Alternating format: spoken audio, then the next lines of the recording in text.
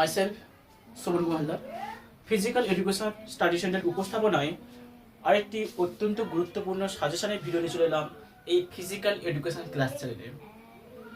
তোমরা যারা ক্যালকাটা ইউনিভার্সিটি অন্তর্গত ফোর্থ সেমিস্টারে পড়ছো, তোমাদের যাদের মাইনর ফিজিক্যাল এডুকেশন সাবজেক্ট রয়েছে, তোমরা অনেকে কমেন্ট করেছিলে, অনেকে ফোনও করেছিলে যে স্যার আপনি মাইনর পেপারে সাজেশান দিন।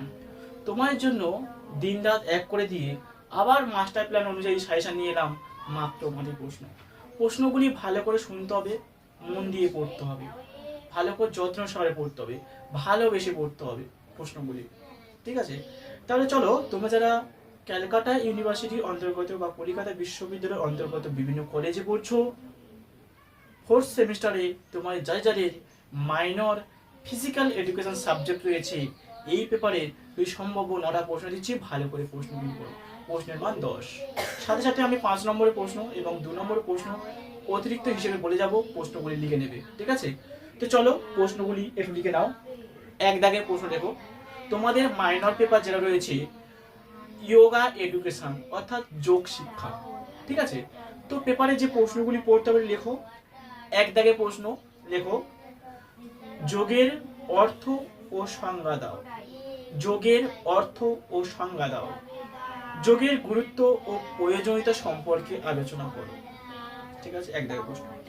2 দাগের প্রশ্ন লেখো, যোগের ইতিহাস সম্পর্কে বর্ণনা দাও। পরবর্তী প্রশ্ন 3 দাগে লেখো, যোগ ব্যায়াম বিভিন্ন স্কুল কিভাবে মানুষের শারীরিক, মানসিক, আধ্যাত্মিক উন্নতির তাদের ভূমিকা রাখে। অর্থাৎ শারীরিক, মানসিক, আধ্যাত্মিক দিক থেকে তাদের কিভাবে ভূমিকা রাখে সেটা তোমাদের করতে হবে। 3টে প্রশ্ন। এবারে তোমাদের একটা কথা বলি, এই যে প্রশ্নগুলি দিলাম, এই যে 3টে প্রশ্ন, এটা হলো কেবলমাত্র ইউনিট 1 থেকে। এবার এখান থেকে কিছু সম্ভাব্য 5 নম্বরের প্রশ্ন থাকে, সেগুলো আমি শেষে বলবো প্রত্যেকটা ইউনিটে। আমি আগে 9টা প্রশ্ন বলে নিই, তারপরে 5 নম্বর 2 নম্বর প্রশ্ন অতিরিক্ত হিসেবে বলে যাব। তো চলো এবারে 4 দাগের প্রশ্ন দেখো, যোগের যে টপিক রয়েছে অষ্টাঙ্গিক যোগ। অষ্টাঙ্গিক কথা অর্থ কি? 8টা ধাপ।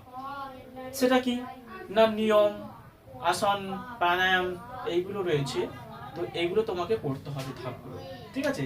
তাহলে কি করতে হবে? 4 দাগের প্রশ্ন, অষ্টাঙ্গিক যোগ এবং তার ধাপগুলি সম্পর্কে আলোচনা করো। পরবর্তী প্রশ্ন 5 দাগের প্রশ্ন লেখো, অষ্টাঙ্গিক যোগ বলতে কি বোঝো? অষ্টাঙ্গিক যোগের গুরুত্ব ও প্রয়োজনীয়তা সম্পর্কে আলোচনা করো। পরবর্তী প্রশ্ন চলে যাব, ক্রিয়া। ক্রিয়া কি? ক্রিয়া মানে কাজ করা। তুমি যোগাসনের মধ্যে যাই করো না কেন সেটা হলো ক্রিয়া। ক্রিয়া মানে কাজ করা, ঠিক আছে? ক্রিয়া মানে কাজ করা। তুমি যে কোনো ভাষা ক্ষেত্রে যাবে, ইংরেজি, বাংলা, যে কোনো ভাষা ক্ষেত্রে যাবে, তখন ক্রিয়া করতে হতে কাজ করা। তাহলে যোগের মাধ্যমে ক্রিয়া মানে কি? ক্রিয়া মানে কাজ করা। তুমি যাই যোগ করো না কেন সেটা হলো ক্রিয়া। তাহলে তোমরা করবে,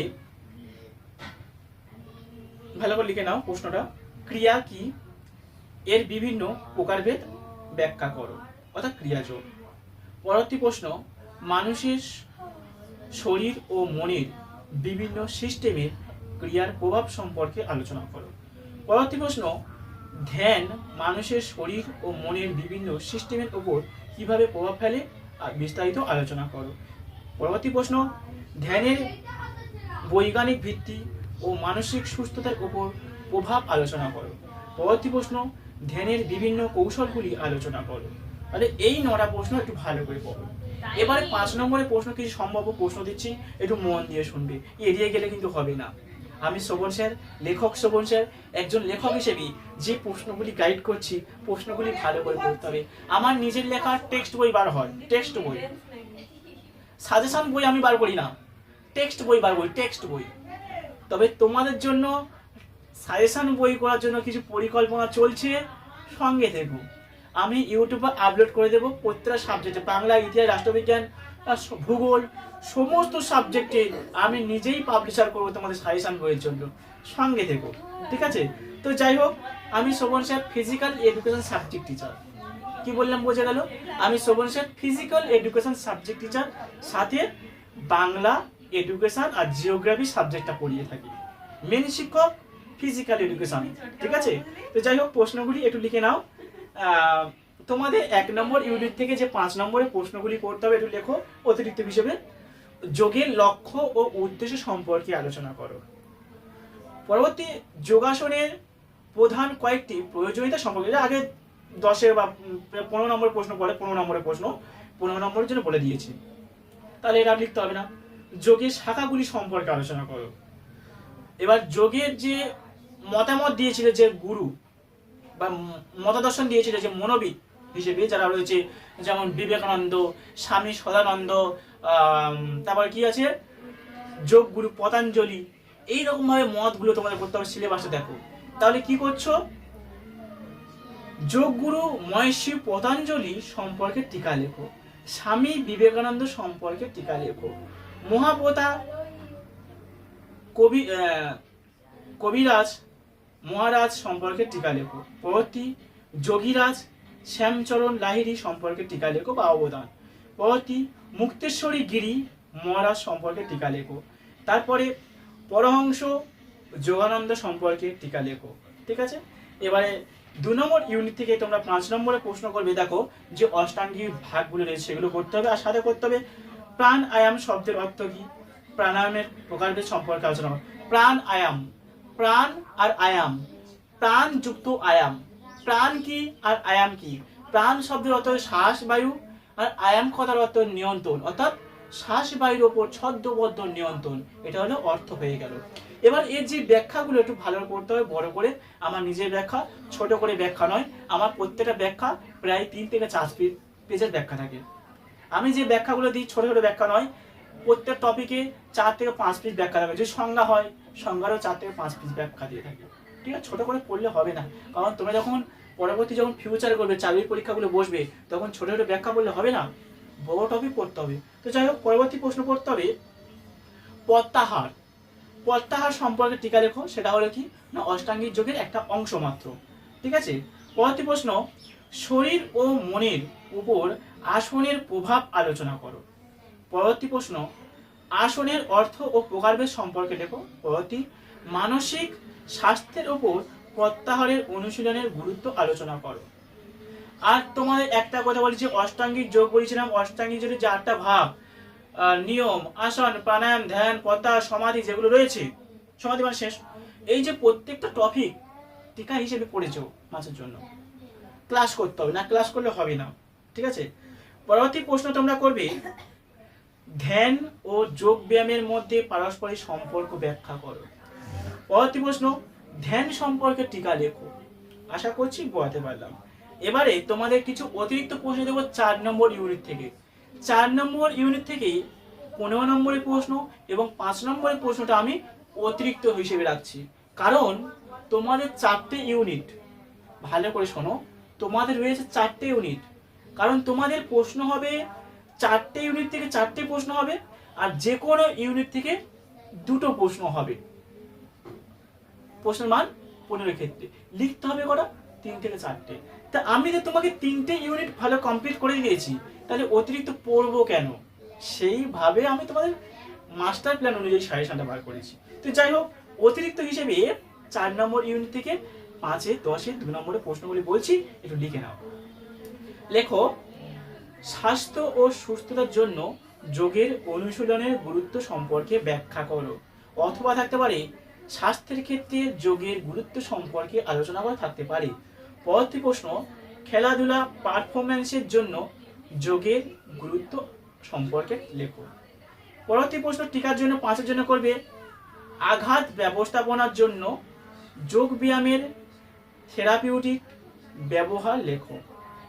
পরবর্তী প্রশ্ন শরীর ও মনের শিথিলতা মধ্যে হিসেবে যোগ ব্যায়াম টিকা লেখো, যোগ ব্যায়াম সম্পর্কে টিকা লেখো। এই কটা প্রশ্ন করো, অবশ্যই কমন পাবে।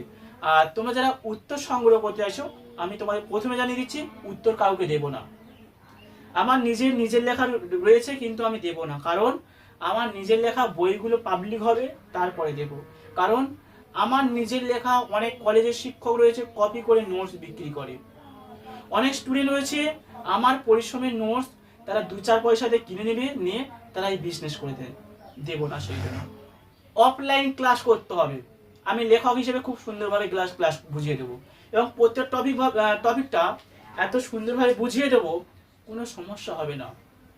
যে কোনো টপিক, যোগব্যায়াম, শারীরশিক্ষার ইতিহাস, anatomy, health, post training, management topic, সব A to Z।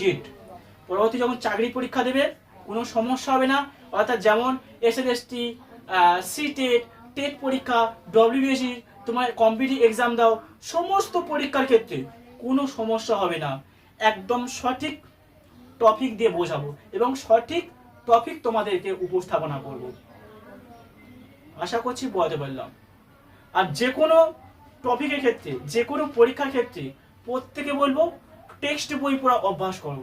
টেক্সট বই পড়া অভ্যাস করতে হবে, বই কেনার অভ্যাস করতে হবে, সাজেশন বই কেনা, সাজেশন ফলো করা, এই অভ্যাসগুলো ত্যাগ করতে হবে। টেক্সট বই পড়া অভ্যাস করতে হবে। টেক্সট বইয়ের বিকল্প হয় না, ঠিক আছে? টেক্সট বই খুঁটিয়ে খাটিয়ে পড়তে হবে। শর্ট প্রশ্ন কোথাতে কি হবে এটা বলা যায় না। চাকরির পরীক্ষার ক্ষেত্রে বেশিরভাগ হয়, চাকরি পরীক্ষার ক্ষেত্রে মাল্টি প্রশ্ন হয়, তার জন্য খুঁটিয়ে খাটিয়ে পড়তে হবে, তার জন্য টেক্সট পড়তে হবে। আর না হলে ভালো শিক্ষকের কাছ থেকে প্রশিক্ষণ নিতে হবে। সেটা বলছি, দেরি করো না।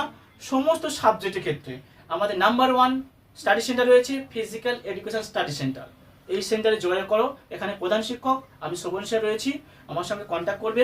আমাদের সঙ্গে একাধিক লেখক রয়েছে, লেখক লেখিকা। রাষ্ট্রবিজ্ঞানে রয়েছে 12 জন শিক্ষক লেখক লেখিকা। বাংলাতে রয়েছে সম্পাদক, যে বই কোম্পানির মালিক সম্পাদক তিনি পর্যন্ত রয়েছে। বাংলাতে রয়েছে 4 জন শিক্ষক সম্পাদক সহ। আর ফিজিক্যাল এডুকেশন আমি একাই রয়েছি। আর জিওগ্রাফি সাবজেক্টের কাকদ্বীপের শিক্ষক রয়েছে। এরকম একাধিক শিক্ষক রয়েছে, ঠিক আছে? প্রত্যেক সাবজেক্টের ক্ষেত্রে শিক্ষা বিজ্ঞানে রয়েছে 3 জন শিক্ষক। প্রথম শিক্ষক রয়েছে শিবশঙ্কর কংসবণিক, যিনি তোমাদের বড় পরিচিত লেখক শিবশঙ্কর কংসবণিক। ইনি একাধিক শিক্ষক রয়েছে, লেখক লেখিকা, অবশ্যই যুক্তি দেবো। এবং আমাদের ইতিহাস সাবজেক্টের ডিপার্টমেন্টে রয়েছে পিয়ালি স্টেশনের কাছে তোমাদের অর্চনা কোচিং সেন্টারে প্রধান শিক্ষক আমাদের স্টাডি সেন্টারে যুক্ত রয়েছে শুভঙ্কর মণ্ডল। প্রত্যেক ডিপার্টমেন্টের শিক্ষক রয়েছে। অবশ্যই যোগাযোগ করো আমাদের ফিজিক্যাল এডুকেশন স্টাডি সেন্টারে, ঠিক আছে? অবশ্যই যোগাযোগ করো। নাম্বার 1 সাজেশন ক্লাস অবশ্যই পাবে। আমাদের ফিজিক্যাল এডুকেশন স্টাডি সেন্টারে আবল থাবল শিক্ষককে নিয়োগ করা হয় না। প্রত্যেকটা লেখক লেখিকা এবং অভিজ্ঞ শিক্ষক যারা বিগত 5 বছর 10 বছর ধরে পড়াচ্ছে এবং ইউটিউব প্ল্যাটফর্মে যুক্ত রয়েছে এবং বই লেখা নিয়ে যুক্ত রয়েছে, তারাই রয়েছে। অবশ্যই ফিউচার যদি করতে চাও তাহলে অবশ্যই নাম্বার 1 কোচিং সেন্টারে যুক্ত হও। তো ভিডিওটি বেশি বড় করব না, এই পর্যন্ত শেষ করব। তো সবাইকে বলবো লাইক করো, কমেন্ট করো, বন্ধুদের মধ্যে বেশি বেশি পরিমাণে শেয়ার করে দিও। আর চ্যানেলকে সাবস্ক্রাইব করে সঙ্গে থেকো। এখান থেকে তোমরা ফিউচার করতে পারবে। তো ভিডিওটি প্রথম থেকে শেষ করে দেখার জন্য সবাইকে ধন্যবাদ।